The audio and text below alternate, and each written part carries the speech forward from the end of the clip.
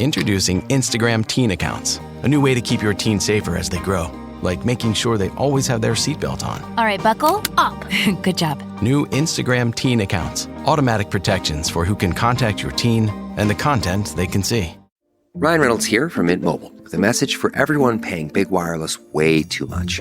Please, for the love of everything good in this world, stop. With Mint, you can get premium wireless for just $15 a month. Of course, if you enjoy overpaying, no judgments, but that's weird.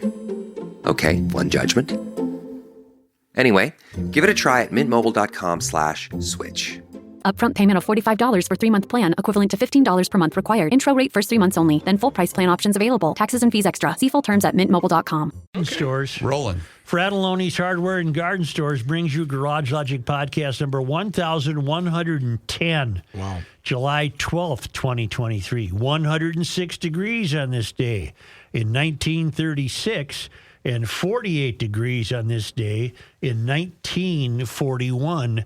The swimming season, as you well know, is we're in the thick of it, and it just gets better and better and better, especially if you have used the products from Aquaside, which keeps the swimming beach free of weeds and unwanted vegetation and algae and decomposing twigs and whatever you want. They'll keep that beach free of weeds. They've been doing it for 60 years with products made right there in White Bear Lake. The products work quickly.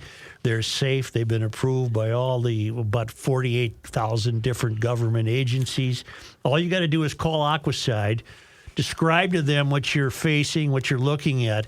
They'll get you the right products, and you'll be home free, and you'll have a great beach. Call Aquaside at 1-800-328-9350 or find them at aquaside.com. And now, from the mayor's office above the boathouse on the east shore of Spoon Lake, it's Garage Logic with Chris Reavers manning Technology Corner, Kenny Olson from the Krabby Coffee Shop, John Heidt in the newsroom, and of course, the Rookie. Here is your flashlight king, fireworks commissioner, and the keeper of common sense, your mayor, Joe Soucheray.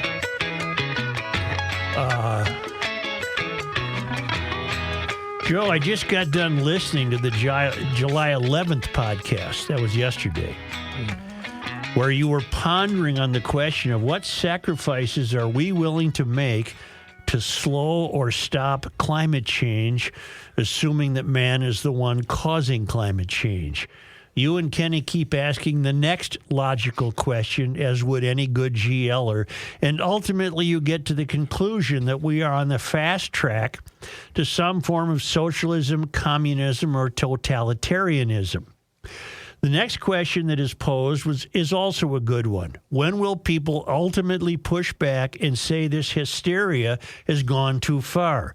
It was suggested that 50% of the population doesn't care or is simply ignorant to the trade-offs that are being mandated. I would suggest that your estimation is really close to reality, and I would suggest you look at your own staff to provide the evidence. Number one, the only news that resonates with Reavers is from Twitter.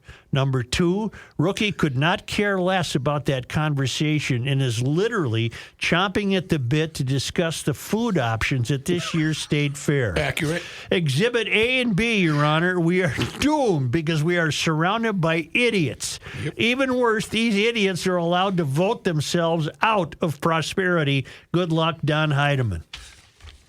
Don, guilty. Don't discount me. I'm a huge idiot. Yeah.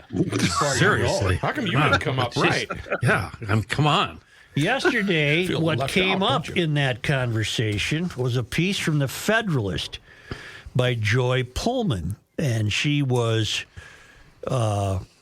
postulating that we don't closely examine enough the cause of forest fires, and that we've become too comfortable assigning them to climate change. Mm-hmm. That's been done all summer long regarding the Canadian forest fires, that these are the result, if not the result, these are exacerbated by climate change. And in that piece yesterday was this paragraph. Even more apocalyptic is the political context. we're 2 months away from the Biden administration potentially letting the United Nations seize power over the entire United States indefinitely in the event of whatever it defines as a global shock. One of the potential emergencies warranting this global dictatorship, the UN says, is a major climatic event. Okay, I tried to find today, I went back to 2021. I cannot find any reporting or any information that tells me the Biden administration is 2 months away from surrendering our sovereignty to the UN. I can't find it. And if I can't find it, then I'm questioning the veracity of this paragraph. Okay. There's no doubt that Biden is cozy with the UN. Mm-hmm. There's no doubt that the UN in my view, is very problematic. I've said for years I want them out of my country. They don't do anything. They're just trying to rule the world. Right. But I can find nothing that indicates, and if you can, please send it to me, but I'm going to have to trust the source you send. Well, we need multiple sources, Serge, not just one. I need multiple sources that tell me we're 2 months away from Biden. And I hate to say this. It wouldn't surprise me. Oh, it would be awesome if this were true. It'd be great. But I can't verify this. Yeah. So this is the equivalent of us saying, show us the litter boxes, then we'll believe it. Yeah. But the U of M. They're coming up today too, Kenny. The UN is wholeheartedly, and they authored all this. I'm looking at a 28-page document right now from the UN, and boy, they want to get involved and run the world what's A through G? How many numbers is that? A, large scale climatic or environmental events. B, future pandemics. C, high impact events involving biological agents. D, events leading to disruptions to global flow of goods, people, or finance. E, large scale, the good one's coming up, stay with me. Large scale destructive and or disruptive activities in cyberspace. Here's the one I love. F, a major event in outer space that causes severe disruptions. And then G, of course, unforeseen risks, which pretty much blanket covers everything else. The UN wants to step in and control the globe in those instances. And who do you trust, the UN or us? I trust me and nobody else. Now, I'm going to throw Bone Reavers' way. It's about What are you time. looking at? Twitter. Oh, for Christ's sake. Let's give you the latest news from Twitter.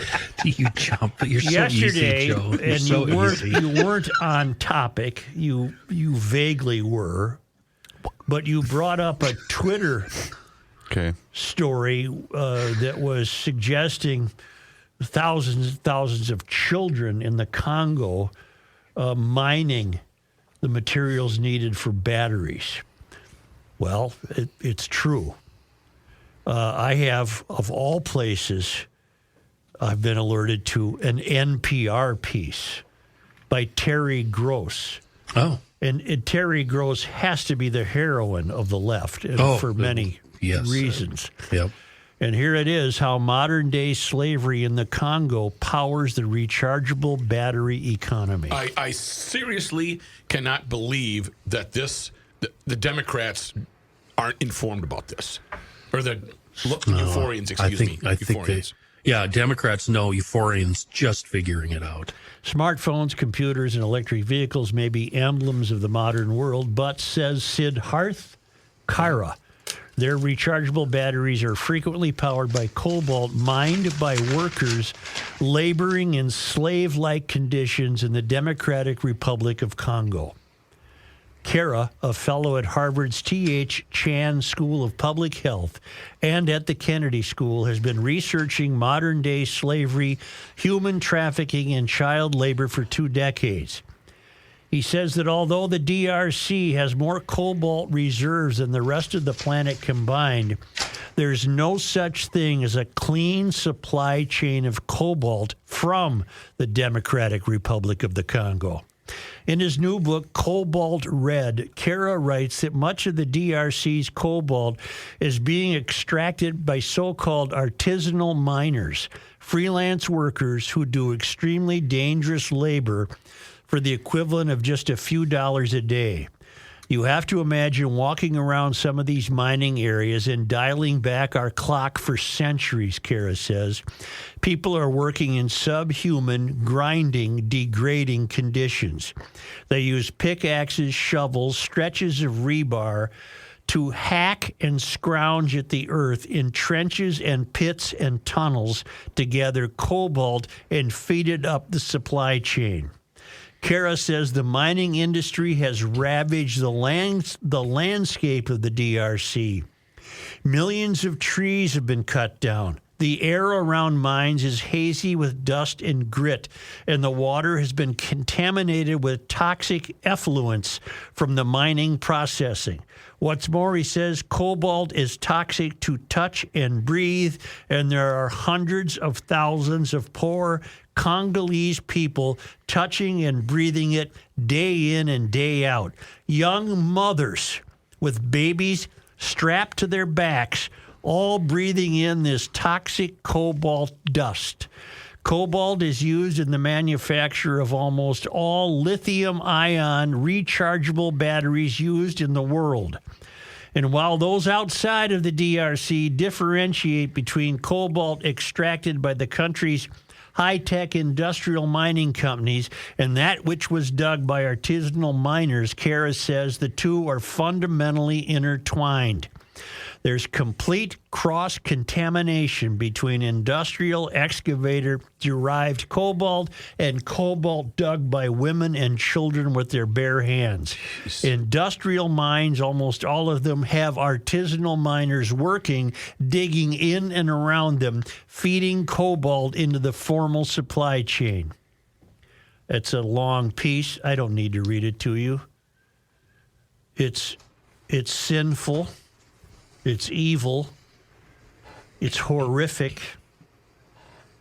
This push to the electric car is absurd on the face of it. That cobalt, with every level that it goes up from the ground all the way up to the finished product, it gets more expensive at every level. You know what I mean? You Lake of the Isles euphorians, you go ahead and keep buying your electric cars as an example of your virtue, and don't think of the mom with a baby strapped to her back, finger picking the bleeping cobalt. Yeah. I think Rookie's correct, and I choose to be optimistic about this, that the euphorians are finally figuring it out. If Terry Gross is telling these people that, and you know they're listening in droves, they've got to believe it. They're not going to believe it if it comes from GL, but if it comes from Terry, they're going to believe it. Thank you. I meant to say more about Terry, who I've listened to for years. She's had some great interviews over the years. Yeah, she's good at her job, but you're right, left-leaning. But she's a leftist with NPR. I'm sure all of you euphorians and people who live in Liberal Lakes and Diversityville would swear on a Bible by her. This is coming from her interviewing a Harvard guy who studied it, okay? Her and Terry Gross in Harvard. This is not me. This is not garage logic. This has nothing to do with republicanism or democratisms. This is the left telling you the conditions of the mines in which these people toil and die.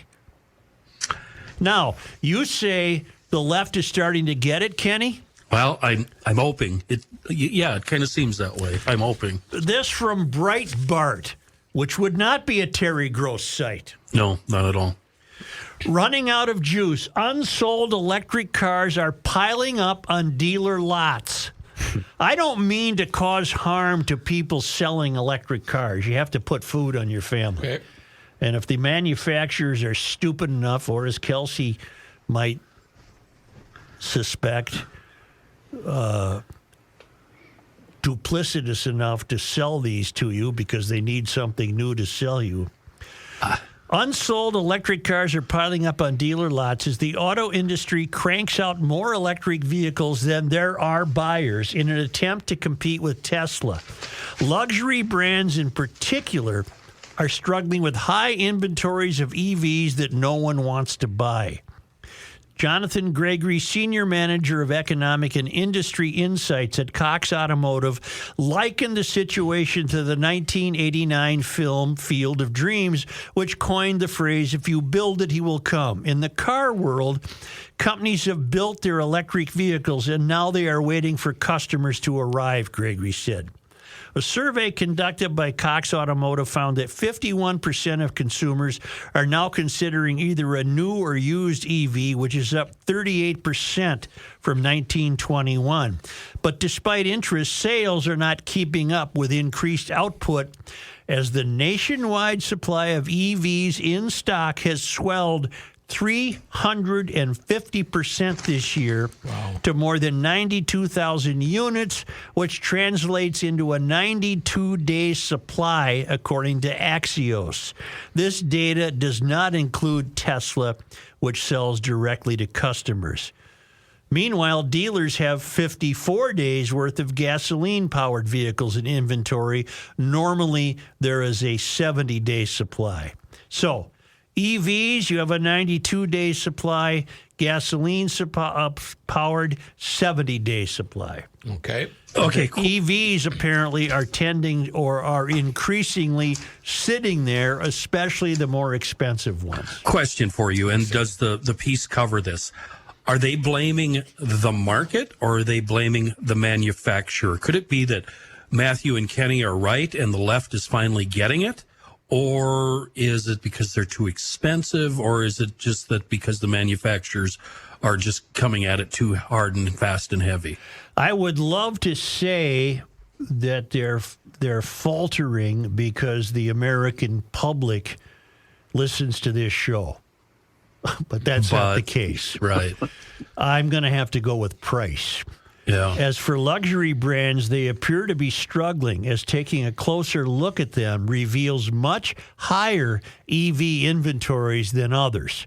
The Korean luxury brand Genesis, for example, sold only 18 of its nearly $82,000 G80 EVs in the 30 days leading up to June 29 and had 210 in stock nationwide, which comes to a 350-day supply, according to Cox Automotive's research. Other luxury brands like Audi's Q4 e-tron and Q8 e-tron and the GMC Hummer EV SUV have substantial inventories well above 100 days. Ooh. To add insult to the injury of a luxury EV's high price tag, these vehicles are typically not eligible for federal tax credits. So I can summarize this. Okay. To demonstrate your virtue, you euphorians are still buying electric cars, but you're only buying ones where you can get a tax break, and you're only buying ones that you find within your budget. Huh. You're not coming to your senses and not buying them because of moms and infants struggling in the Congo. My mom can't even stand the hybrid. Twice now she's tried to buy one of these Toyota minivan hybrids. And the first time she actually owned it, she brought it back and said, nope, not for me. Give me another one. And then in the last 6 months, she tried out another one thinking something had changed. Hates it. Doesn't even want the hybrid, which I think is, not so bad. It's not for me, but it seems logical at least. Here's more from this piece from NPR. Imagine an entire population of people who cannot survive without scrounging in hazardous conditions for $1 or $2 a day. There is no alternative. The mines have taken over everything. Hundreds of thousands of people have been displaced because their villages were bulldozed to make place for large mining concessions. Jeez. So you have people with no alternative, no other source of income, no livelihood. Now add to that the menace, in many cases, of armed forces pressuring people to dig, parents having to make a painful decision. Do I send my child to school or do we eat today?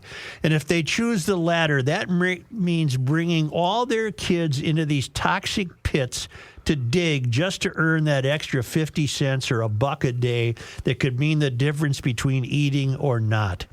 So in the 21st century, this is modern-day slavery. It's not chattel slavery from the 18th century where you can buy and trade individuals and own title over a person like property, but the level of degradation and the level of exploitation is on par with old world slavery. Well, it reminds me of the Middle Ages. What's the point of even living? There's no point to life if that's what you're stuck in. And this author writes, I spoke with many families whose children, husbands, spouses had suffered horrific injuries. Often, this is difficult to read. Yeah. Often digging in these larger open-air pits, there are pit wall collapses. Imagine a mountain of gravel and stone just avalanching down on people, crushing legs and arms and spines. I met people whose legs had been amputated, who had metal bars in where their legs used to be. Jeez. And then the worst of all is what happens in tunnel digging. There are probably 10,000 to 15,000 tunnels that are dug by hand by artisanal miners. None of them have supports, ventilation shafts, rock bolts, anything like that. I mean, OSHA's not there to oversee? And these tunnels collapse all the time, burying alive everyone who was down there, including children. No unions. It's a demise that is almost impossibly horrific to imagine. And yet I met mothers pounding their chests in grief, talking about their children who had been buried alive in a tunnel collapse. And these stories never get out of the Congo. People don't know what's happening there. And if they did know, would it change their opinion? It's certainly impacting my opinion. If they're okay with the mining of cobalt there, how come they're not okay with the mining of lead here in Minnesota? Right. I have also learned an extremely valuable lesson in the last 20 minutes. Excuse me, let me correct myself, Chris. Not lead, nickel. Nickel. Thank you. My valuable lesson I've just learned is next time I have a news source that's slightly related to the topic you're discussing on the show, I'm not going to say it came from Twitter. I'm going to say it came from NPR. Okay. So that'll just be code to everybody else. I use extensive research, Chris. Extensive. I might not make it till late fall to call my new garage door guy, the entire family, Precision Garage Door of the Twin Cities, because those little sensors on either side of the door, they keep getting out of whack. And I keep adjusting them, but they keep getting out of whack. You're doing it with your eye. They need to be calibrated. I need Precision Garage Doors. Kenny can fix it. Mount them on the ceiling. No, I want Precision Garage Door. I've met these people. They're my new garage door people. And as I say, I'm not going to make it till fall. They got to get over pretty darn quick. Garage doors are heavy. I don't want to lift that thing. And they do everything. Rollers, springs, the openers. And are you going to sell your place? They have new garage doors. Any kind of door you want, they'll put it in. They can be reached 24/7. They don't charge extra for weekends. Nice. They're available in the metro and western Wisconsin, and they fix garage doors correctly the first time. You're busy. They're busy.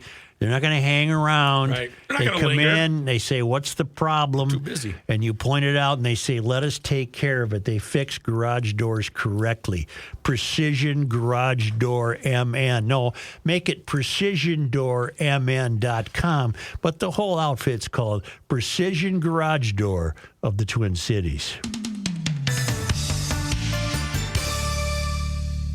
Since 1985, Air Mechanical has served the Twin Cities for their heating, cooling, plumbing, and electrical needs. They can also help you with drain cleaning, duct cleaning, and indoor air quality, serving the entire metro area. From general maintenance to full install, they got you. Furnace installs, boilers, heat pumps, garage heaters, and more. Air Mechanical employs top-trained tradespeople in the state of Minnesota. They operate with full integrity. They do things the right way, not the easy way. And their Total Solutions membership is like having Air Mechanical on retainer. Keep all of your home maintenance needs in one comprehensive comprehensive membership. Select one tune-up a year and enjoy benefits like discounted maintenance, repairs, service, and equipment costs. Catch problems before they arise and keep your home's mechanicals running smoothly. We'd love it if you gave Air Mechanical a shout-out for any heating, cooling, plumbing, or electrical needs. Call or book online at thinkami.com. That's thinkami.com.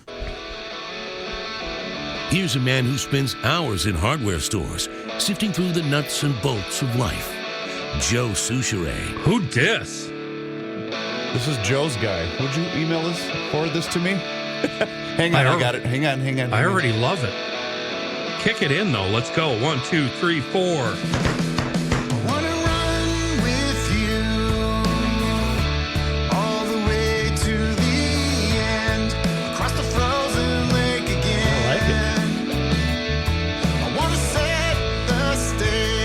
Yeller Dave Burlingame, Kenny, forwarded this from his buddy Gary and his band, Boscaine City.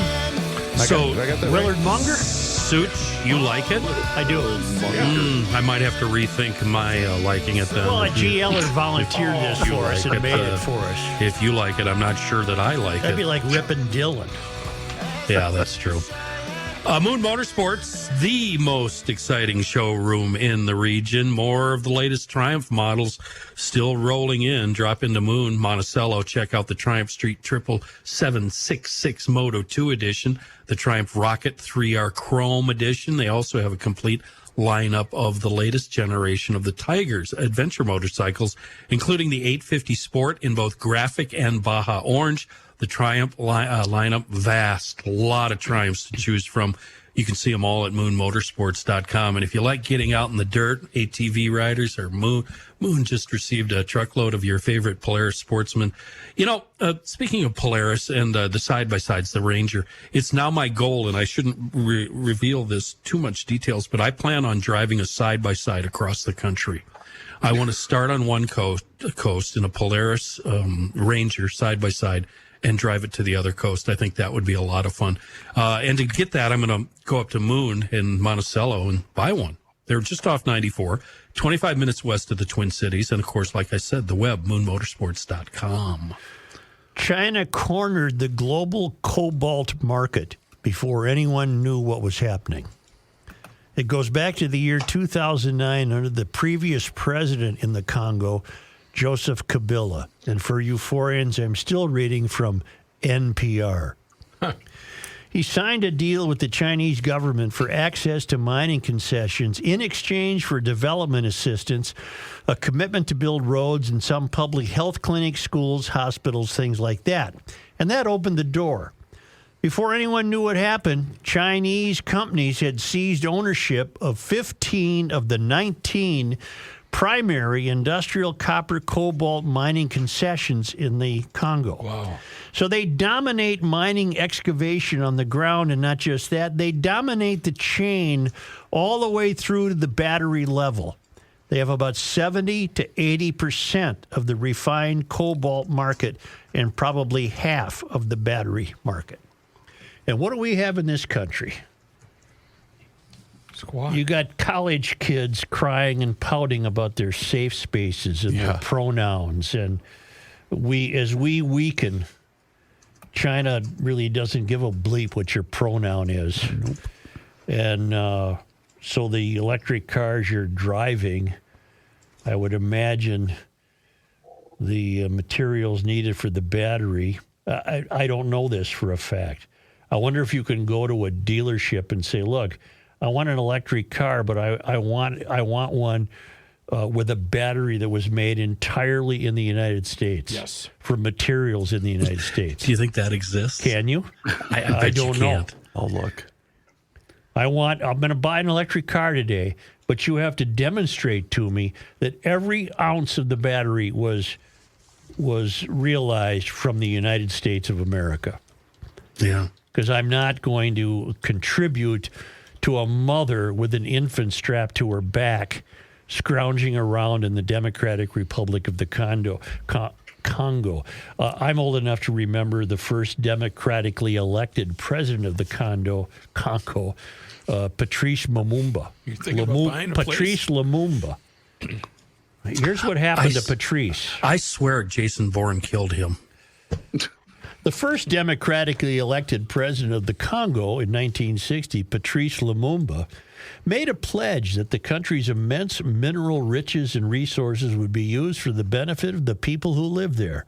And in short order, within 6 months, he had been deposed, assassinated, chopped to pieces, dissolved in acid, and replaced with a bloody dictator, a corrupt dictator who would keep the minerals flowing in the right direction.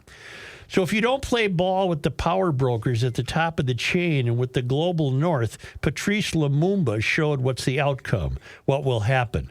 And I think that's also a part of the lesson that we need to understand historically when we talk about corruption. And then he goes into China cornering the market. So it seems to me the piper you got to pay in the Congo is China. Wow. Mm-hmm.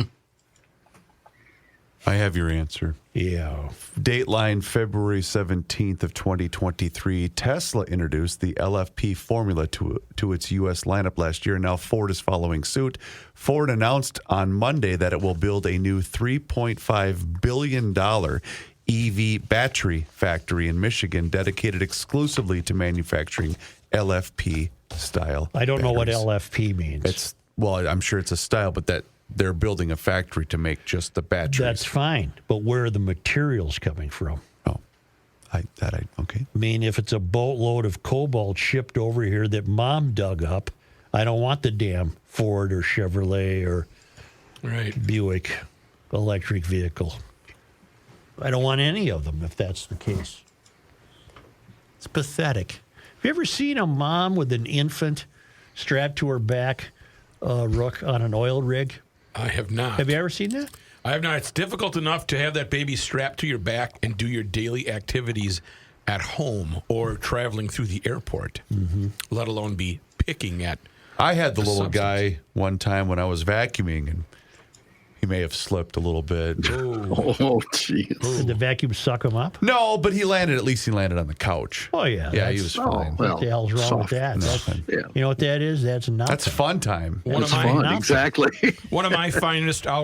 I'm reminded of it occasionally if there's babies around and I'm holding a baby, is maybe at about 2 a.m. when it was my turn to feed this, I think it was Matthew, and I was sitting on the chair, and I may have had a couple of bourbons prior to going to bed, and pretty soon she hears a little thud.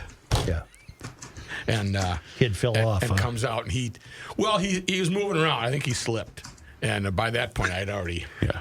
Speaking of children, back pocket. Speaking of children in harm's way. Yeah. I think Jordy alerted me to this. I, for the life of me, cannot understand this. A key California Assembly committee has blocked a bill that would make child trafficking a felony.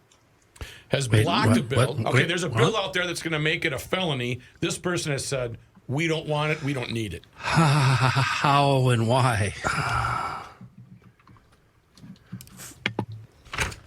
What possible reason? California lawmakers in the Assembly Public Safety Committee on Tuesday blocked a measure that would have classified human trafficking of a minor as a serious felony under state law, an effort that attempted to keep repeat offenders behind bars and make them ineligible to be released from prison early. The measure was halfway through the state's legislative process, having cleared the state Senate unanimously with broad bipartisan support. None of the 6 Democrats on the Assembly Public Safety Committee were willing to cast a vote on the measure Tuesday. Republican Assemblymen Juan Alanis and Tom Lackey were the bill's only yes votes. Following the vote, those in the audience could be heard yelling, "You're horrible and you all should be ashamed of yourselves," to the committee members. Human trafficking victims embraced and sobbed in front of the dais. Let's see. The bill's author, State Senator Shannon Grove, a Republican from Bakersfield, said she was blindsided. I am profoundly disappointed the committee Democrats could not bring themselves to support the bill with their stubborn and misguided objection to any penalty increase, regardless of how heinous the crime, Grove said. You can pass a note to a bank and rob a bank. You can commit arson, and that's considered a serious felony. But to traffic a minor child in the state of California is not. It's not a serious felony. Grove noted repeat offenders who traffic people under the age of 17 are eligible for early release credits and are not required to serve their full prison sentences. For example, someone sentenced to the maximum 12 years in prison for the crime may end up serving 4 years with the right amount of good conduct credits. That measure, Senate Bill 14, would have made the offense subject to California's three strikes law, meaning those who were convicted of the crime again would face harsher penalties on their next offense, potentially up to life in prison. How many chances do you get? And that's what the Democrats objected to. Opponents of the measure, including the Ella Baker Center, have said the state already has laws in place to keep traffickers in prison for a significant amount of time. The Assembly Public Safety Committee Chairman, Assemblyman Reggie Jones-Sawyer, Democrat from Los Angeles, said in Tuesday's hearing, more prison time would not address the root of the problem. Yeah, I think it would in this case. I think it would, too. Grove told KCRA3 that prior to Tuesday's hearing, she reached out to Jones-Sawyer on his cell phone 3 times, and her staff reached out to his staff 6 or 7 times, but he refused to take a meeting. Jones-Sawyer's office provided this response. The Assembly member's office is aware of a single call from Senators Grove's staff to his legislative director on Friday, July 7th, to advise that the center had... who cares? The Democrats would not... In other words, you child traffic. You traffic in children. Okay. And you get a bunch of good conduct check marks on your file. You might only have to serve 4 years of the 12 years. I don't care right? how... So then now you go out again. You You go out again and you traffic a youth. Yeah. And you get arrested. The Democrats are objecting to the fact that you would suffer a serious sentence. They're out of their mind. Are you? I was going to use an expletive. Are you guys aware of the movie The Sound of Freedom? That's in the box office. I've heard of it. I'm unaware of its content. Last week, my mother and I were discussing this. She saw it, and she said, I think every parent alive needs to watch this movie. It's haunting. It's devastating, but it's necessary. It's being we've got demonstrators all over the country that are saying, oh, this is a bad light being... It's necessary because this is what's going on in Is it this a world. documentary?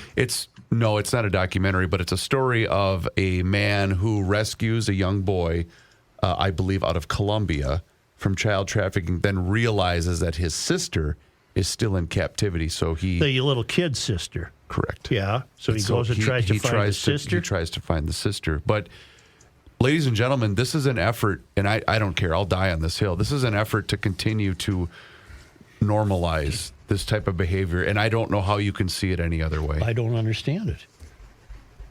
That's why people in positions of power, just like these fruitcakes, they're trying to get this to be normalized, and it's shameful. Well, I don't think it's far-fetched to say that in some wings of the left movement, their crime doesn't even exist. They wish it to be normalized. But if this isn't a wake-up call, if this right here, you're harming innocent children. If that's not worthy of a crime, then what the hell is?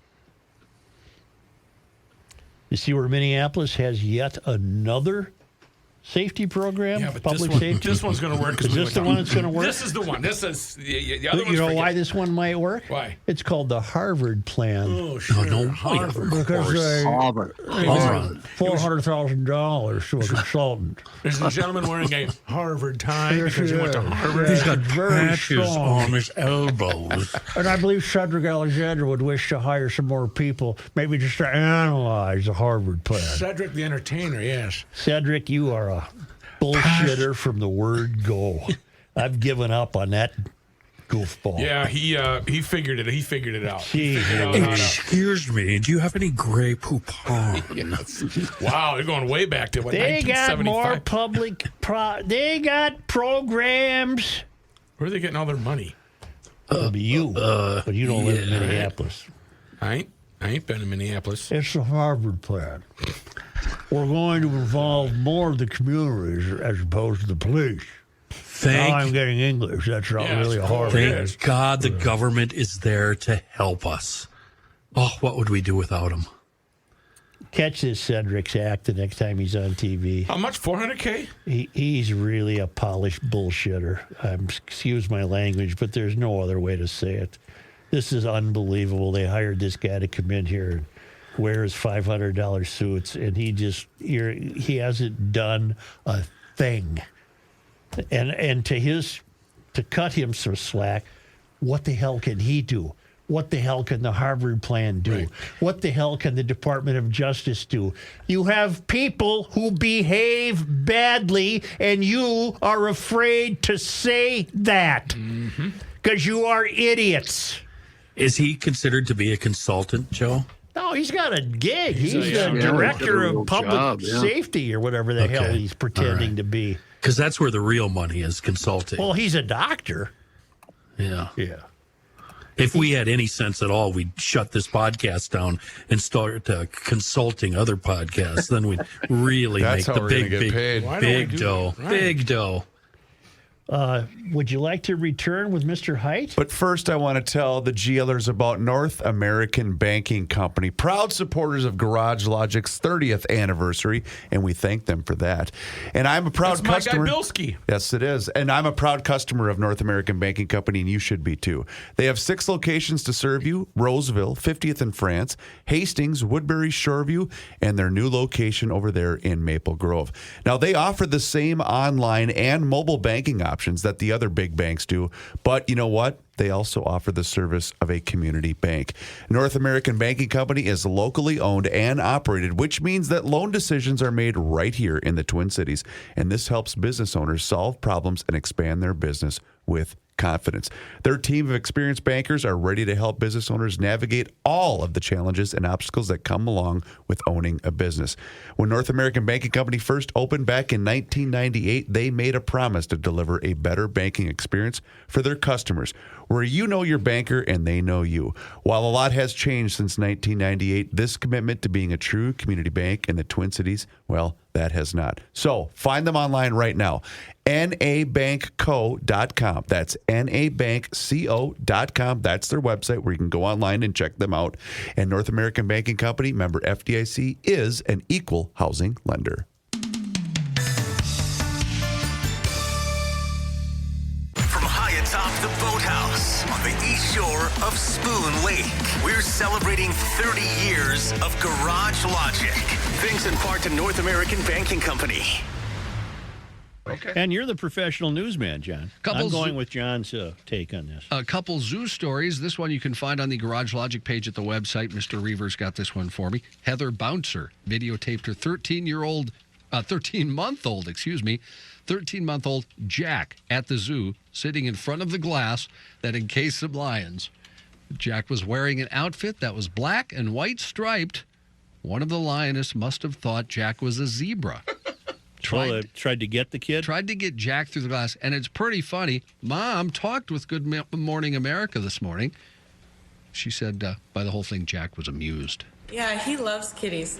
So he stood up afterwards and was waving and saying, "Hi, kitty, kitty." You're going to have to explain what you're talking about. So basically there was a video. They're at the zoo. The little kid, he's what, probably like 13 months. Yeah, I was going to say about a year old or whatever. And carpet crawler. He's in a black and white striped outfit, so he looks like a baby zebra. And this younger lion tries to grab him. He's like opening his mouth trying to eat the kid. Like they're celebrated by a wall of glass. Yeah, by about a foot piece of glass. Yeah. It was just hilarious. Well, that's a cute story. Here, it's posted at 1500ESPN.com under Garage Logic. Here's one for Kenny. A zoo story of a different kind. A zookeeper leapt into action in China. Kenny's watching the video right now. See, isn't it cute, Kenny? Yeah, kids are cute. You have to admit it. Look at it opening its mouth and trying to get the thing in its mouth. What an awesome kid. The only thing I thought watching it was, what if that window breaks? Yeah. You were worried? That would be But an see, issue. Here's how my mind works. No, this ought to be if good. I was a zoo employee... You were probably wondering if you could set up your wax hands No, there at the zoo. that too. But if I was a zoo employee and that happened, I would have the fake lion suit and run around the corner, right? Hey, with the kid, just to see what the mom would do. Like, ah! Like from Wizard of Oz, that kind of lion The suit? ding-ding lion suit just go... You thought you could get away. I love thinking about stuff like that. Yeah, apparently you do. Okay, you have issues. I'm sick, I know. It's on the news right now. Right on the news. It's on Channel 5 right there now. you go. See? Yeah. See, and if you had a lion suit like that and just went, roar, the mom would pass out. Now, a zoo story of a different kind. Okay.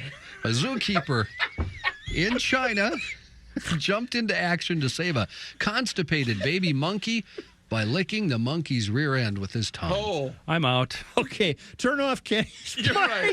Turn off Reavers. Turn off everything. I can't believe you're doing this story. I threatened. Oh, my God. Again, if I worked at that zoo, I would dress up like a monkey. Oh, I can't go to the bathroom. I'm sorry. I have to put my monkey suit on now. Oh, God. Yeah, don't try that one at home. No, kids. John, this is very awkward. What is this story? No, I missed What this one. happened now? The monkey was constipated. Sure. It's a little baby monkey. It's a Francois Oh, it's an leaf infant. monkey. That's nothing. Ate a peanut thrown into its cage, but it was too small to have it pass through its digestive system. Oh. What do you do? Yeah. 50-year-old. Who was the person that discovered this is how Well, it we're works? trying to get to the spot of this. Hey, I got an idea. It's Hey, kind of harebrained. Anybody ever tried to just do this? I don't know if it's going to work, but hey, get that intern in here.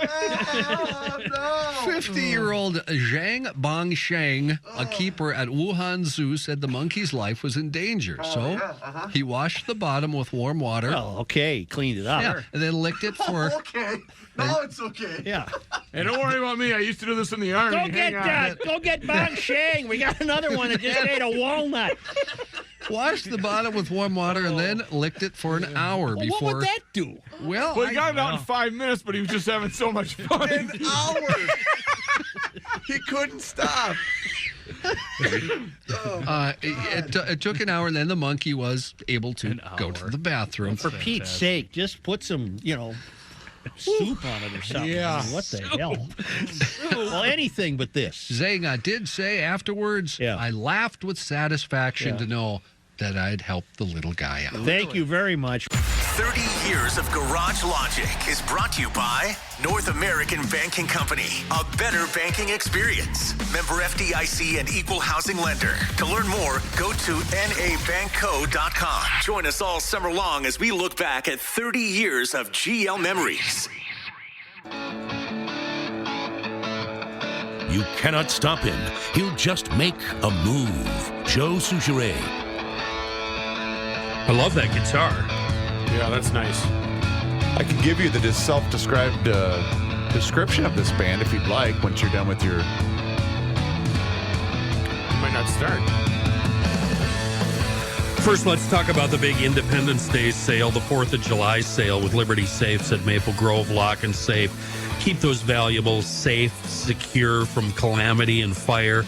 And it's at the same time celebrate the tremendous savings you're getting on the most popular Liberty Safes right there at Maple Grove Lock and Safe. The Liberty Safe made here in the United States by Americans, fully transferable lifetime warranties, best fire protection in the business. And thanks to our guy at maplegrovelockandsafe.com, Rich, the owner and proprietor, professional delivery and installation. No problem. All you have to do is ask. You can call if you need to, 763-494-9075, but it would be to your advantageous if you stopped into the showroom, 6901 East Fish Lake Road, open Monday through Friday, 8 a.m. to 5 p.m. He's going to send you home happy. You can see all of this 24 hours a day at the website, maplegrovelockandsafe.com. Here's John Heidt in his newsroom. Thank you, Joe. The Hennepin County Attorney's Office this morning charging a 20-year-old Minneapolis man with 4 felony counts related to that crash Saturday night in Robbinsdale that killed a young mom and severely injured her husband. Quentin Leon Hudson, accused of being under the influence of drugs when he broadsided the minivan at the intersection of North Orchard and 36th Avenues after a brief pursuit by police. 34-year-old Emily Girding of Crystal died. Her husband, John, remains hospitalized with serious injuries. The Robbinsdale officer called off the chase, but Hudson continued at speeds of up to 90 miles an hour before the crash. He's charged with fleeing police and causing a death and fleeing police and causing great bodily harm. He also faces 1 count of criminal vehicular homicide and 1 count of criminal vehicular operation. County Attorney's Office said the fleeing causes death is the same level of severity in state sentencing guidelines as second-degree intentional murder. When asked why he didn't stop when the officer tried to stop him, he replied only with he didn't want to, according to the charges. Yes, sir. This is terribly misleading. It suggests that the reason he was speeding was to flee the cop. The cop noticed this guy speeding in the first place, if you'll recall the story. Then pursued, realized, wait a minute, this is way too chaotic. I'm backing off. In other words, this guy wasn't speeding because he was trying to flee the police. He was speeding because he's a criminal word I can't say. Right. It had nothing to do with the cops. Yeah. So I just hope thought he slowed down at first, right? I thought he slowed down and then took off. Well, if I don't have the original story in front of me. I don't either, yeah. But the cop witnessed a speeder. Right. Yep. He didn't cause the speeder to be a speeder. Which was the initial intent of the traffic stop. Well, I just hope they've charged him with enough to put him away for as long as you put this Derek Thompson away for. Anybody of note blaming the police? No, that we've but, seen? but I don't think so. Note how careful the police are to say, look, we backed off. Because you got these community activists who'll stand around with their blue hair and say, this got to be the cops' fault. Yep. Well, it'll be the cops' fault until one of you get run down by a speeder. Because this, again, just like when Derek Thompson took out the 5 gals, innocent, just happened to be there. Same with this family. It could be anybody. Yep.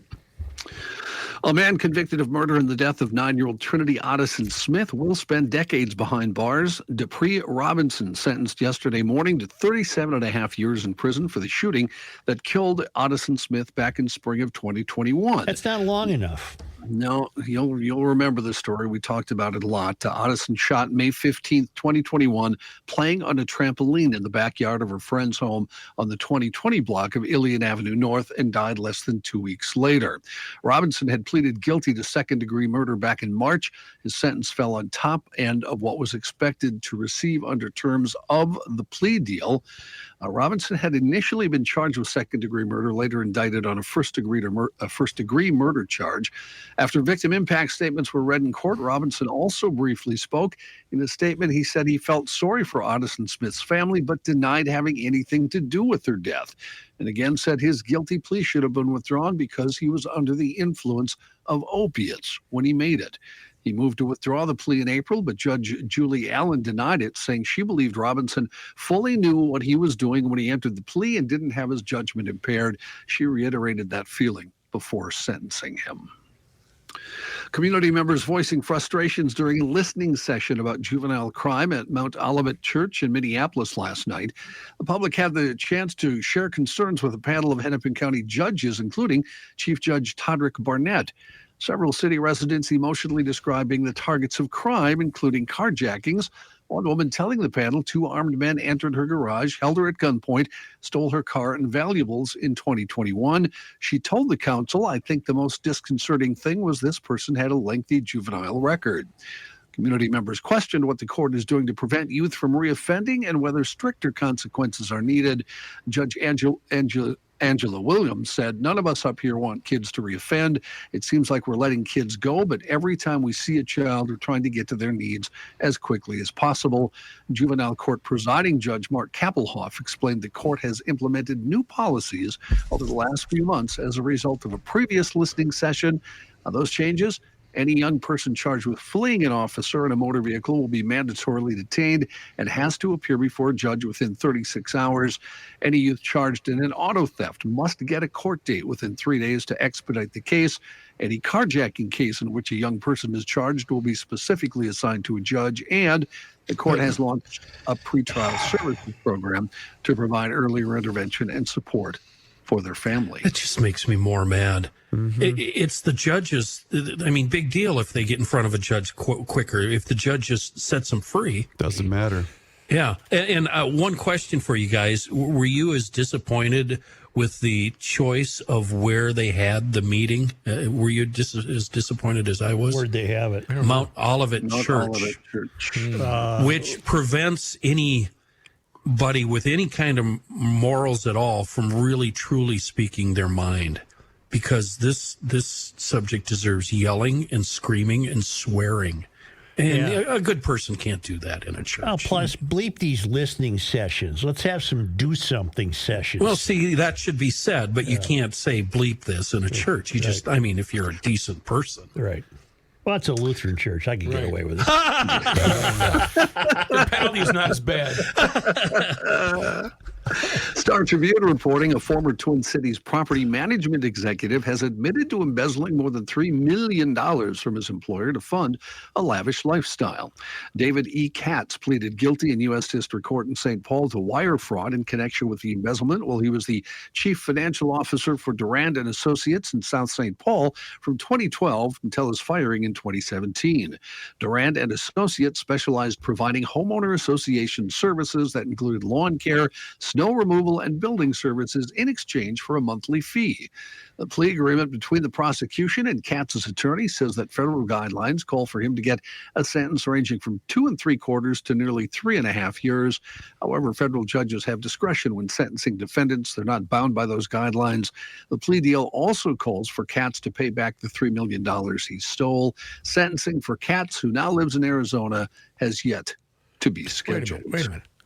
He's got to pay all $3 million back. But the That's guys correct. that did the food fraud only have to pay back. Remember the one guy, he stole. Yeah, well, you're right. It was a I certain forget what percentage. specific, right. Yeah. You got to get It's not as much. Well, here I was ready to offer you up an apology because Rook, his initial tagline was correct when he did the ads. They take everything. Yeah.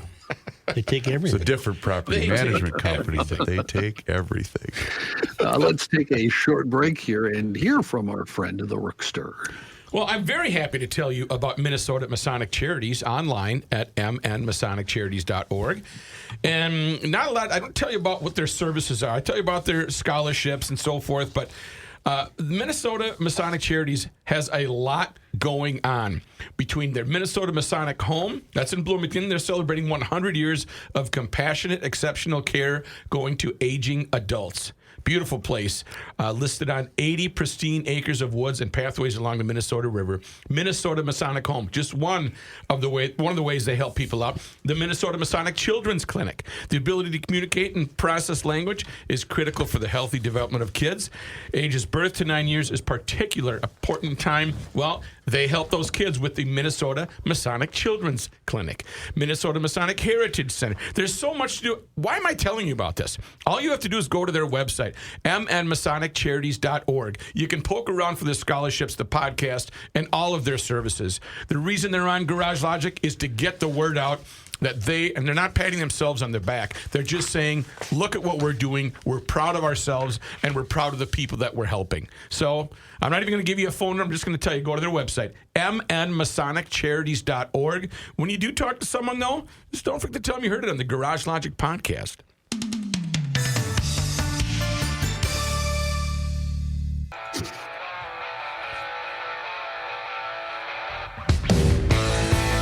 This guy wears many hats, just not indoors. Joe Souchere. I told you guys yesterday about GLer Charlene, who discovered the magic that is the Seafoam Bugs Be Gone. She was on a world tour, found herself a jug of, it's actually a spray bottle. It's not a jug. It's a spray bottle of Bugs Be Gone, sprayed it on her windshield, and then got out the squeegee deal, and the bugs came off Toot sweet, super easy. And that's how you do it with Bugs Be Gone. Just keep one in your car when you get to the gas station before you hook the pump up, spray the windshield down, then go about your pumping, and then hit it with the squeegee. Boom, bugs gone instantly. You don't have to do all that hard scrubbing. Really, really easy. You can use it on all sorts of organic matter. We're talking RVs, golf carts, motorcycles, boats, wherever you find bugs and organic matter. Give it a shot. See what happens. See how it works. Mold, green, icky stuff. Yeah, especially on your boat. Try it. It's a real miracle juice. Another wonderful, wonderful product from our folks at Seafoam. In other news, inflation fell to its lowest annual rate in more than 2 years during June, the product of some deceleration in costs and easy comparisons against a time when price increases were running at a more than 40-year high. The Consumer Price Index, which measures inflation, increased 3% from a year ago. Yes, sir. No, I was trying to get the attention of the people in this room. I'm sorry. Oh. Which is the lowest level since March 2021 on a monthly basis. Yeah, you might as well just tell them. Okay.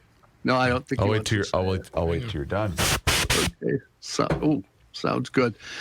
President Biden's approval rating held steady at 40% in early July, close to the lowest levels of his presidency as economic worries continued to trouble Americans. That according to a new Reuters Ipsos poll, the 3-day online poll, which asked Americans do you approve or disapprove of the way Joe Biden is handling his job and ended on Monday, showed a marginal decrease from his 41% approval rating a month earlier. The largest number of respondents, 21%, cited the economy as their top concern, followed by 15% who cited crime or corruption. Biden's rating is pretty much identical to his Republican predecessor Donald Trump's 41% approval at this point. The two presidents before them had much higher numbers, Barack Obama and George W. Bush. Respondents were evenly split in their views on the Supreme Court's decision last month to strike down Biden's student loan forgiveness program, with 49% supporting the decision and 48% opposed. Some 70% of respondents said they would support term limits for Supreme Court justices, including 85% of Democrats and 56% of Republicans. The poll was conducted online, responses from 1,028 adults. I believe I have the explanation, Johnny, as to why inflation remained, what would we say, stagnant over the course of time. Well, it's actually improving a bit. Your vice president, Joe, had the following to say about AI, and I believe that this probably helped the economy. And I think the first part of this issue that should be articulated is AI is kind of a fancy thing. It's, first of all, it's 2 letters. It means artificial intelligence. But ultimately what it is it's about machine learning. And so the machine is taught. And part of the issue here is what information is going into the machine that will then determine, and we can predict then, if we think about what information is going in, what then will be produced in terms of decisions and opinions that may be made through that process. And I think. So is it 2 letters? I missed that part. I'm glad you told me. Yeah, A and I. It's 2 letters. Okay. Oh, what an idiot. Former Charles Manson follower Leslie Van Houten was released from prison on Tuesday after serving 53 years behind bars. According to her attorney, Van Houten is now in a transitional living facility. She was released to parole supervision. She'll have a 3-year maximum parole term, with a parole discharge review occurring after 1 year. Van Houten was 19 when she took part in the August 10th, 1969 murders of Leno LaBianca, a wealthy grocer, and his wife Rosemary LaBianca at their Los Angeles home. Both were stabbed to death, and the word war was carved on Leno LaBianca's stomach. Van Houten told ABC News in 1994 that she and another Manson follower took Rosemary LaBianca into a bedroom, and the sounds of Mr. LaBianca dying came into the bedroom. She started calling out to him and yelling for him, saying she realized at that point that those two people loved each other. At that point, she said Manson follower Charles Tex Watson handed her a knife and said, "Do something." At that point, she says she stabbed Mrs. LaBianca in the lower back 16 times. Jeez. I'd leave her in jail. Wow. I'm really happy that she's out. Hell with her. Van Houten did not take part in the Manson family murders of actor Sharon Tate and 4 others who were killed at another L.A. home one night earlier. Manson, of course, didn't commit any of the killings himself, just sending people to do them. He died in prison in 2017. Although I don't like, and you could probably agree, Joe, the rewriting of history in movies. Once Upon a Time in Hollywood, the ending of that movie. Oh my God, it's just so fantastic. I loved it. So fantastic. Archaeologists resumed digging yesterday at the remote site of a former Native American boarding school in central Nebraska, looking for the remains of children who died there decades ago. The search for a hidden cemetery near the former Genoa Indian Industrial School in Nebraska gained renewed interest after the discovery of hundreds of children's remains at other Native American boarding school sites across the U.S. and Canada since 2021. The school, part of a national system of more than 400 Native American boarding schools that attempted to assimilate Indigenous people into white culture by separating children from their families, cutting them off from their heritage, and inflicting physical and emotional abuse. Newspaper clippings and records and a student's letter indicate at least 86 students died at the school, mostly due to disease such as tuberculosis and typhoid. At least one death was blamed on an accidental shooting. A Canadian teenager accused of defacing a Japanese temple designated as a UNESCO World Heritage Site just weeks ago after a similar incident at the Colosseum in Rome, Italy. Police in Japan said the 17-year-old carved the name Julian with his fingernail into a wooden pillar at the Toshidaiji Kondo Temple. That was built in 759 AD. Wow. Oh, an old one, huh? What a moron. Temple is one of 8 protected historic monuments in the ancient city of Nara in central Japan. Japanese tourists spotted the teen carving the name and told staff. The following day, police questioned him on suspicion of violating the country's cultural property protection law. Under Japanese law, he could face up to 5 years in prison or a fine equivalent to about $2,100. This follows an incident in Italy a couple of weeks ago where tourists carved Ivan plus Haley, 23, into the Colosseum in Rome. He faces up to $16,000 in fines and 5 years in jail. He wrote an apology letter. The man claimed he wasn't aware of the ancient monument's age or the seriousness of what he had done. Then what are you visiting it for? And you wonder why we're in trouble? The world has a stupidity problem. Well, these were Americans, weren't they, John? That signed in the Colosseum? It's not in this story that they're Americans. I'm not sure. They didn't know how old the Colosseum was. Yeah, I don't know. Do you guys remember our own indiscretion like this? It happened in Montana, and it was some dumb kid from the Twin Cities. Yes. There's a place right off 94 next to the Yellowstone River called Pompey's Pillar, where William Clark got out of the canoe and carved his name into a rock next to some pictographs. This jackass kid a couple of years ago just drove up and carved his own name right next to it. Yep. John, I'll wrap it up with one more big one. I got one more big one. You'll be amazed at this, I think. Montgomery, Alabama police say a young child is responsible for a carjacking and vehicle chase Tuesday morning. Major Saba Coleman said officers responded to a robbery call in West Fairview Avenue shortly after 11 a.m. They soon learned a child had carjacked someone at gunpoint. They found out when they arrested him, it was an 8-year-old boy taken into custody, charged with first-degree robbery, attempting to elude, and certain persons forbidden to possess a firearm, taken to the Montgomery County Youth Detention Facility. A gun was recovered at the scene. A witness, who goes only by the name Snake, said he followed the vehicle from the crash scene and realized along the way it was a little boy who was driving and calling police. And perhaps the understatement of the year, Snake said, to reporters, I think parents just really need to know where their kids are, what their kids are doing, and talk to them about these kinds of things. What NFL quarterback was called the Snake? Ken Stabler. It was Alabama. Maybe that was the Snake. Probably the only professional quarterback that has been on Monday Night Sports Talk.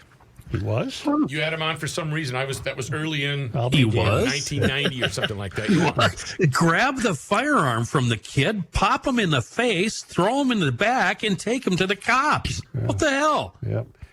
Yeah, 8 years old. John, I don't like the direction your news is going. Can we please have more monkey butt licking stories? Well, oddly enough, when we return, I have a zoo story that intrigues me. No end. Does it involve monkey butts? Nope. You should always know what your kids are doing. And hopefully your kids are going to Croatia next year, with you. Mom With or and Dad, without your consent. Yes, give the kids a little treat. Let's go. Sign them up. I'll be a good chaperone, if you know what I mean.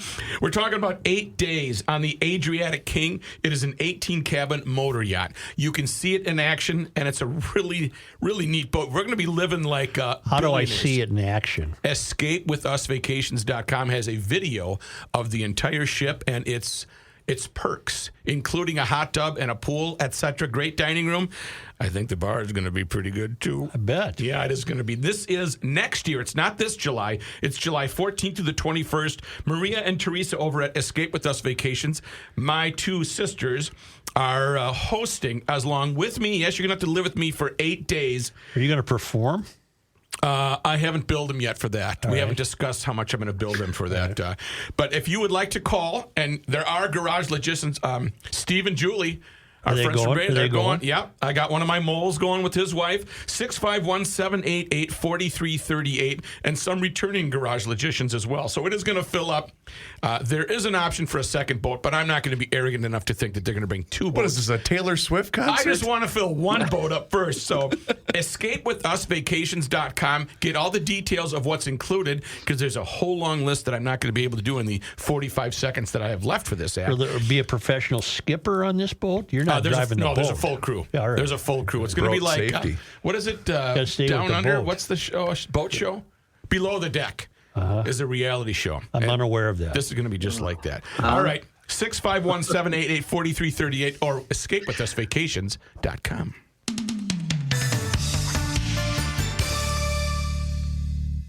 Naked. How long are you going to go? Because I have a meeting in split when you got to split. Okay, I have to be there too. I'd like to start the show. All right, I'm just going to sneak up. Bye, guys. It's the end of the world as we know it, and he feels fine. Joe Souchere. But you got time for this zoo story. Oh, okay, yeah. For the first time ever, a giant panda has given birth to twin females in South Korea. Oh, fantastic. Now, it's amazing to me because I watched the video. Have you ever seen a baby panda bear? I've never seen. Yeah, they're about the size of a beach ball. They're huge. They're the size of your thumb, and they're very similar looking to a newborn bird. Gross. They're just tiny. Like little baby mice that are so creepy. Skinless. What am I saying? Yeah.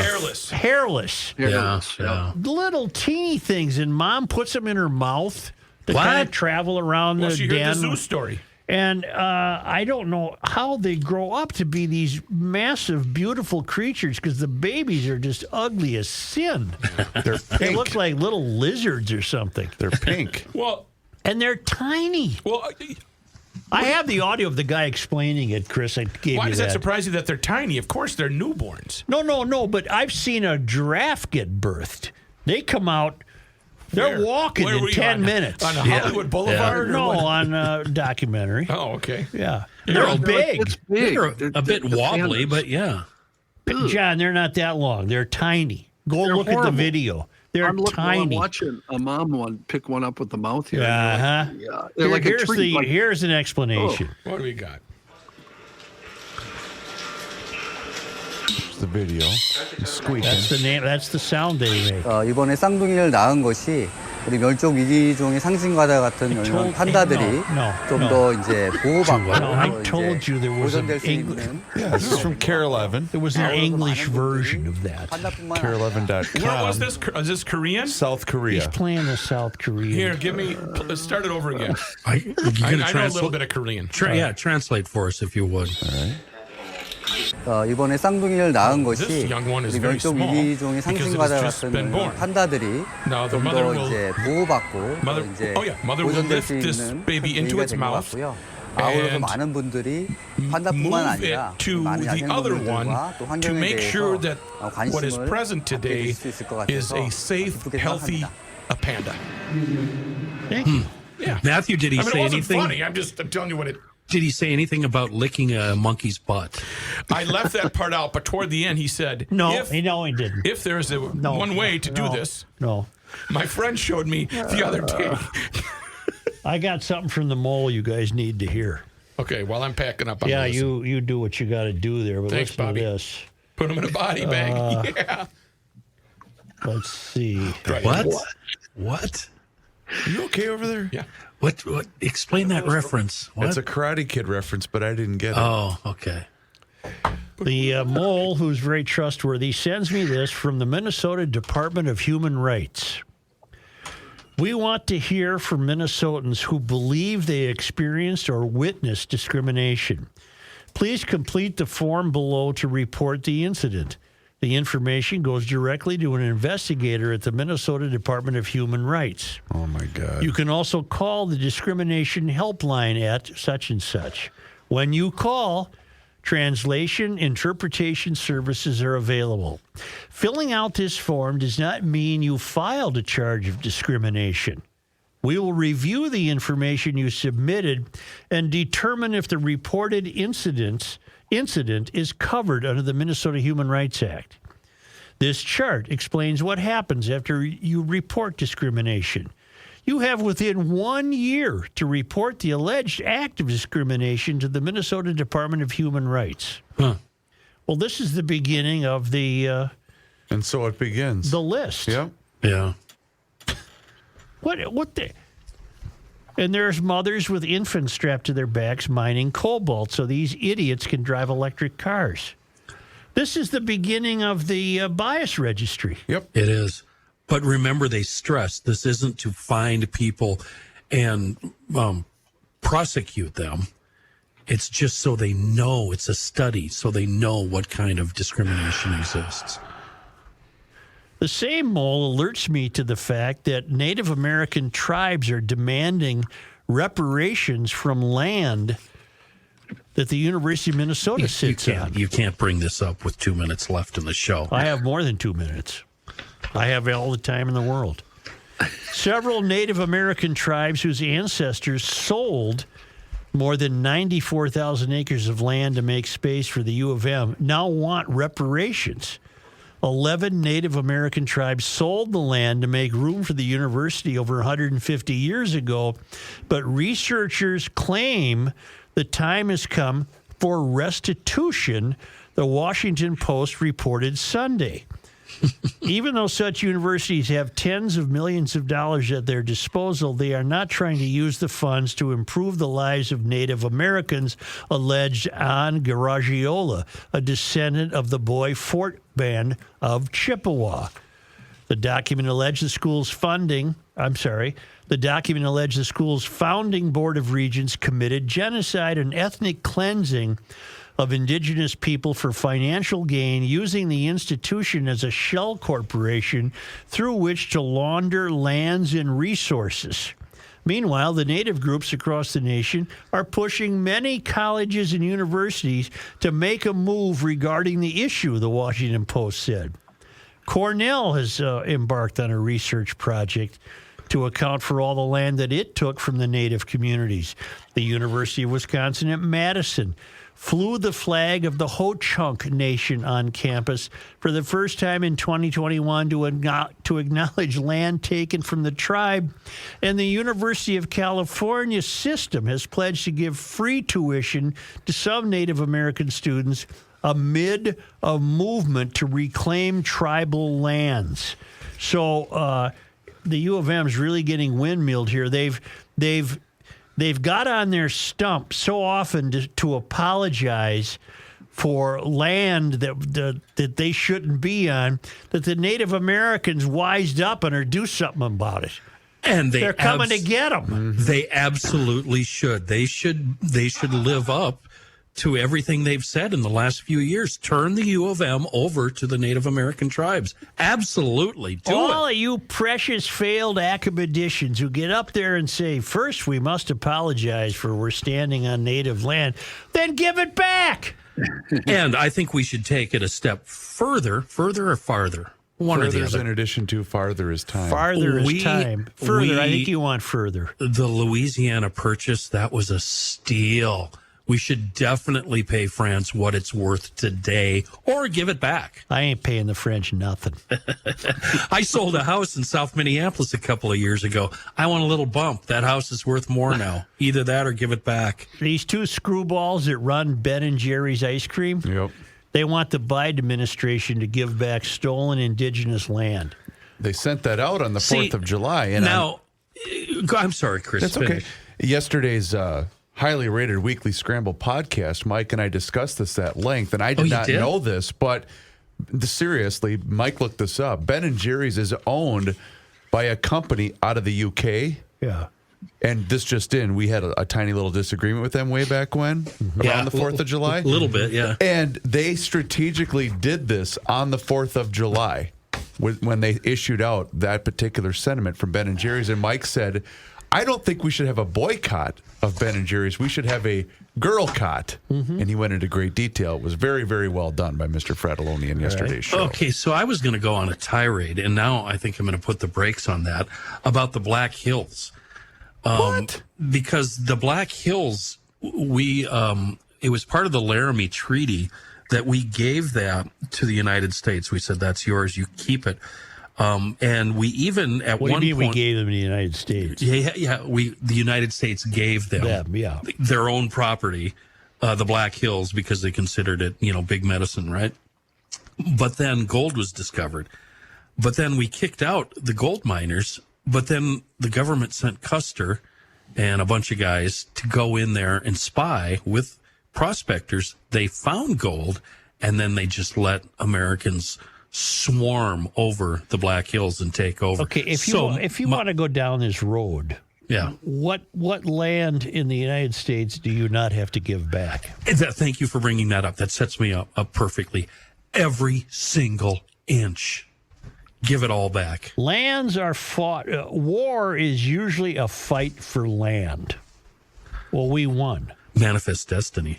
We won. But sorry. Okay, wait though. If you have treaties that you set and then you broke the treaties, does that still mean you? That's what land? We broke a lot of treaties. Did we break the Laramie Treaty? And this is what I don't know. I'm asking. Did we break the Laramie Treaty and steal it, or did we in fact reach an agreement the second time around and pay them, and they accepted it? That's what I don't know, and that's what I'm trying to figure out. Is there any way to limit this to just watching the U of M squirm? Rather than all of us having to give up our lots and houses because we got to give the land up. I just want to watch the U of M squirm. Hey, as we are about to hear, war is not pretty. Russia could end this war tomorrow by withdrawing its forces from Ukraine, wrecking its international borders, and ceasing its attacks on its inhumane attacks on Russia. By Russia on Ukraine. Whatever. What?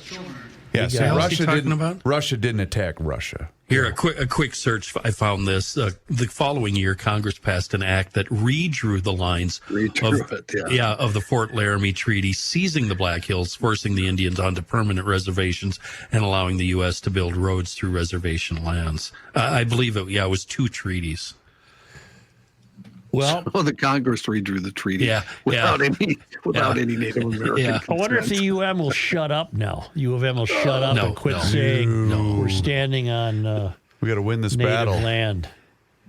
Well, okay, there you are. I mean, but when has hypocrisy being pointed out stopped any of these idiots? None.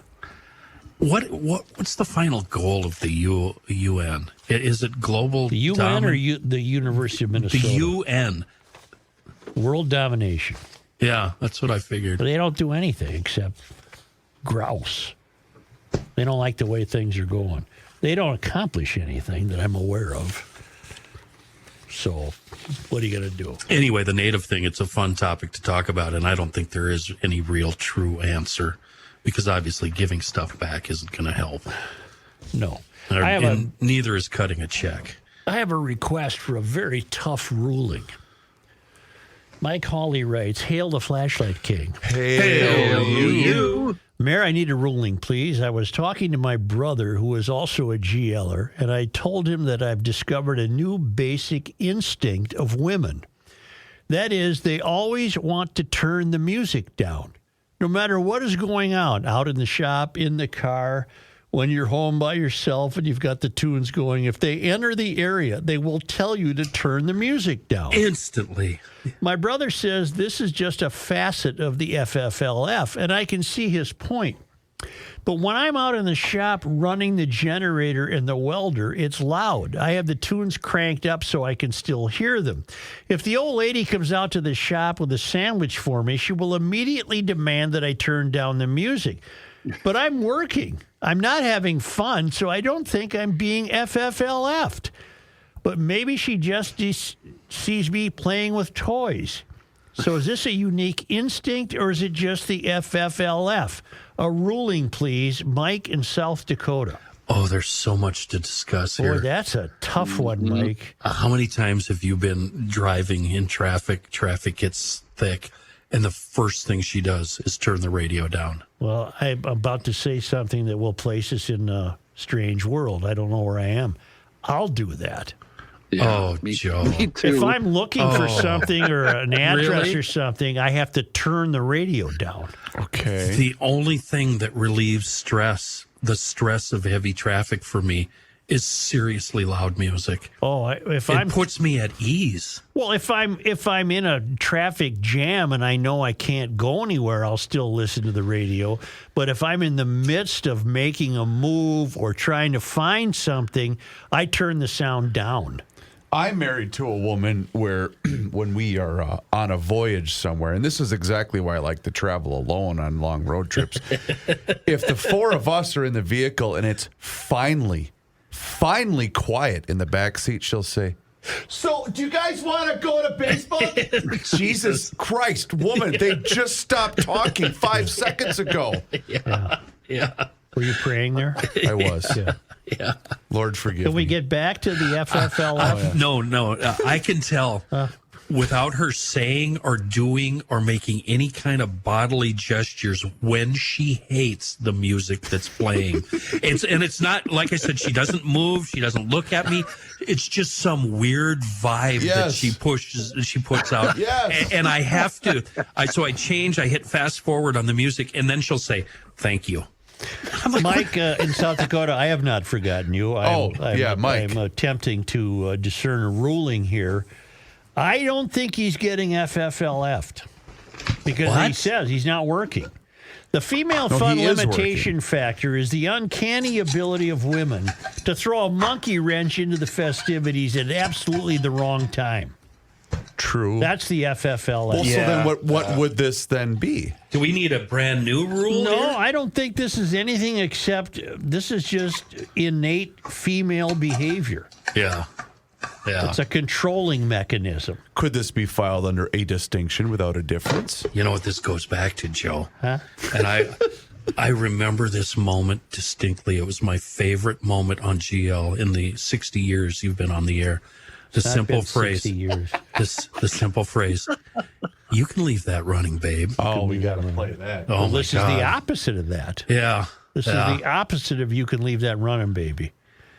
I remember I did a half hour analyzing what she was saying. Oh, you can leave that running, baby. Oh, my God. I've never heard that before in my life. I just got pregnant. Yeah. That was her exerting total dominance. Yeah. Total dominance. Oh, you're right. Yeah. It is. I'm running the show here. You can leave that running, baby. Now we know what Kenny's looking for. Yeah. So to the fellas in South Dakota, I don't think it's an FFLF. I don't think it requires a ruling. I think you're dealing with innate female dynamic there. That when they enter the room, they intend to be heard. And so please turn that down. Is that also the same thing that comes when you've been sitting in the same room for 90 minutes together? You get up and you start walking out of the room, and the second you start reaching the spot where you're out of earshot, she starts talking to you? Yeah, we're having a big problem with that because I'm claiming that I can't hear. Yeah. And yet I'll be laying in bed at night and I'll hear an owl a mile away. I thought you couldn't hear. Well, I can hear an owl. I love owls.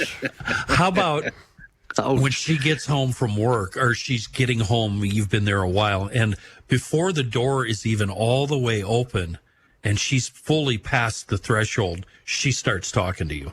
All the time. So if you needed to say something, you immediately forget it because the conversation started when she was still outside. No, you've lost your turn. Yeah, you weren't even given the opportunity to have lost your turn instantly. Yeah. Never comes back around either. We are going to get our asses kicked if they hear this. Oh, no my God. Oh, my word. Wait till I make it a YouTube highlight. Oh, and you know what? Damn it. It's her birthday today. Oh, did you just remember now? Yes. Oh, no. Give her a GL sticker or something. I'll get you something. Hey, give her some tires or something. I think I've got a GL hat. Get a hat. A seafoam hat. Or rip that GL flag down off the back of the wall. And Here you go. And then say, don't tell me I've never given you anything. Oh, I've got to figure something out here. Uh-huh. Oh. All right. Only. Because they come to us all the way from Fernandina, the Villages, Florida, from the Traveling Lyman's. It was on this day. Joe, today is July 12th. In 1829, Lieutenant Colonel Zachary Taylor ended his command at Fort Snelling, which had begun May 24, 1828. He later led the U.S. Army in the war against Mexico, and old Rough and Ready would take that fame to the White House. Taylor is the only U.S. president to have spent a significant amount of time in Minnesota. Zachary Taylor. Did not know that. Neither did I. But that's why we do these. Mm-hmm. On this day in 1869, 712, Norwegian newspaperman Paul Helm-Hansen left Alexandria to travel to the Red River by ox cart. Helm-Hansen had been hired by the State Board of Immigration to publicize the advantages of moving to western Minnesota. His letters, published in a number of Norwegian newspapers, encouraged many immigrants to move there. Immigrants to move there. That ox cart trail went right through my hometown. Well, it's no longer there, I bet. Portions. Are there vestiges of it? Yeah, portions, yep. Does it still, you could still tell it was an ox cart trail? Well, it's gravel. You know, you can do about 70 on it. Yeah, that's true. All right, well, that's it then. And thank you very much, GLers. If you could, please do us a favor and hit the subscribe button. It's right there on the Garage Logic YouTube channel, because there we are posting daily content for your amusement. You can also follow us along on all of our social media channels, which include Twitter, Facebook, and Instagram. And the Garage Logic Town Council, it's still there for you for just $10 a month or $100 a year. And guess what? Mr. Fratelloni's going to take care of that first month for you with a $10 Fratelloni's Hardware and Garden Stores gift certificate just for signing up. All sorts of video footage and behind-the-scenes nonsense that you are going to get access to just by joining the Garage Logic Town Council.